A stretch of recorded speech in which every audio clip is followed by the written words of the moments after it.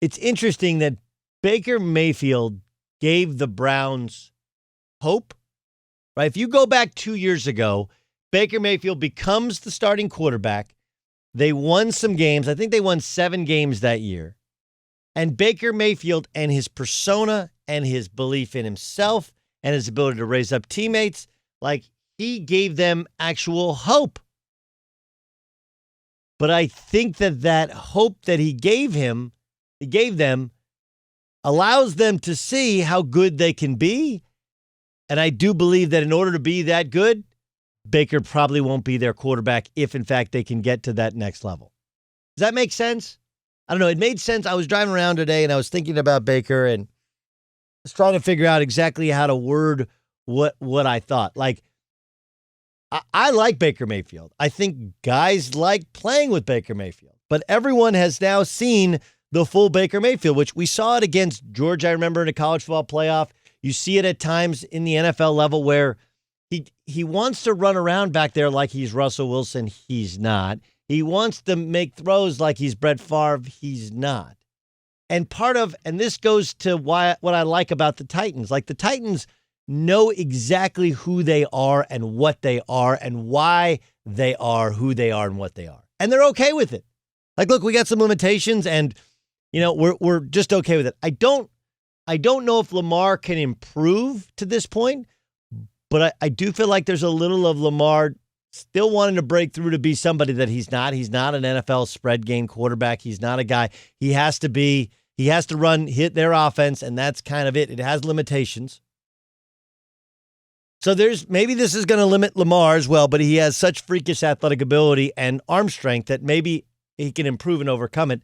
I just think there's some physical limitations there and a mental and emotional limitation to go with it, where Baker gave them hope because of his faith in himself, his belief in his ability to rise teammates up and get them to a higher level. And he is a competent quarterback when things are going well. But when under duress and he tries to win games on his own, he doesn't have it.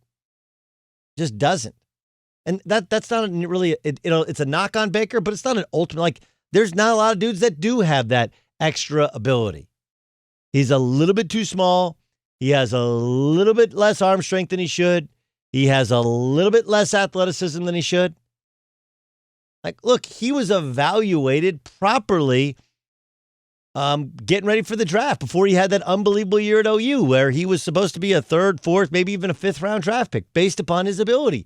But he walks into a room and you're like, man, I believe in this cat. And I believe in myself. He has that feel.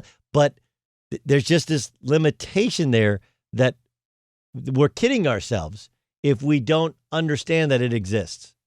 Not everybody can be a star quarterback just because they think they can be a star quarterback and they study the star quarterback thing.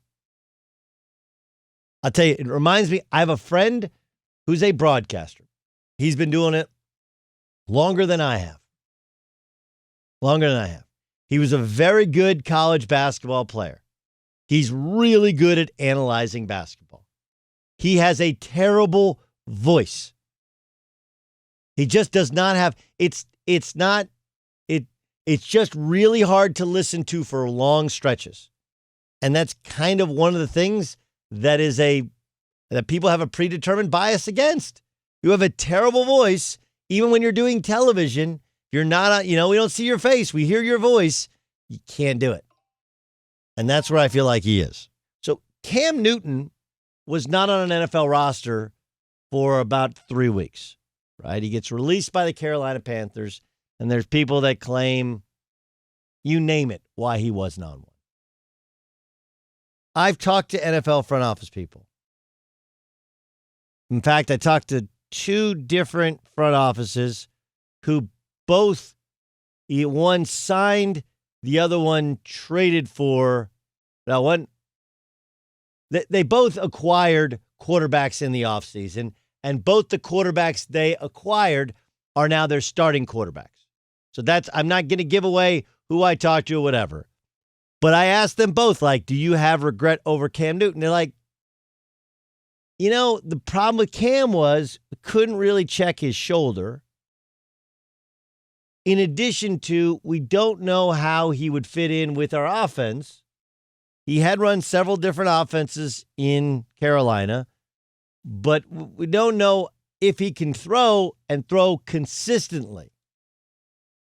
I mean, Cam had a huge arm, always struggled with accuracy, but a gigantic arm for a time in Carolina. And then, of course, he's had shoulder issues and a shoulder surgery. And he's been pronounced by his own doctors to be 100% fine. I don't know if he's coming off of COVID. I want to give him benefit of the doubt. If he was symptomatic, well, you're coming off of a really, really tough virus that you fought off. Okay, I give a little benefit of the doubt there. It is still a new system. People are adjusting to it. They don't have great weapons, but they didn't have great weapons during the season. We did backflips saying, well, Cam is back, and everybody missed. This is Cam Newton talking about his struggles yesterday against the Broncos. Oh, without a doubt. But yet, we're still professionals, and, we're expected to do our job and play at a high level, and we didn't do that today. Anytime you turn the ball over that many times, the success rate is extremely low, but yet we still had an opportunity to win, and we just got to find ways to do that. Yeah, look, he had 2 interceptions, and so did Drew Lock. Right? It wasn't like Drew Lock was great. Drew Lock was 10 of 24 for 189 yards. Philip Lindsay's a stud, though, man. Man, how good is that guy? He's just a stick. I like watching Philip Lindsay play football. I have no connection to the Broncos. I don't know him personally. I know that they signed another running back to more money who got a DUI. So Philip Lindsay got all the carries. That's called taking advantage of an opportunity. Melvin Gordon wants to get a DUI on a Tuesday night when he's got practice Wednesday morning. You're going to give a shot to be the starter and get 85% of the carries, and he took advantage of it. He was great.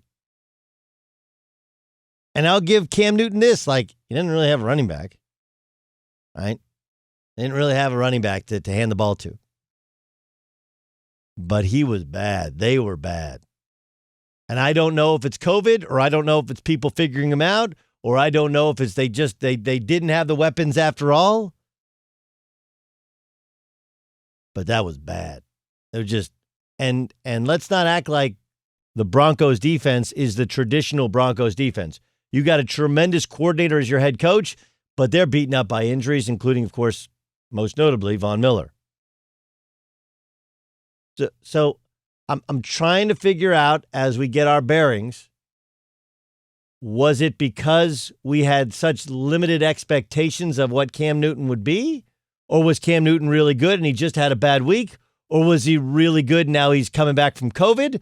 Or did they just not have any running backs to run the stuff that they want to run? What in the hell happened? But that was the kids use the term low key. That was a low key, terrible performance.